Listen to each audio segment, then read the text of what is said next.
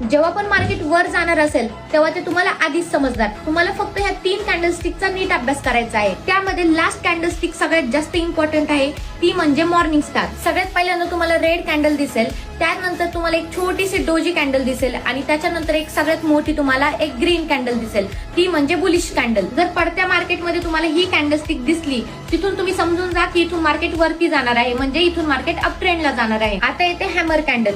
ही candle तुम्हाला पडत्या मार्केटमध्येच दिसणार आहे. इथून बायर्स खूप जास्त ऍक्टिव्ह होतात आणि तिथून मार्केट हे अप ट्रेंडला जायला सुरुवात होते. आणि लास्ट कॅन्डल आहे बुलिश इनगल्फ कॅन्डल.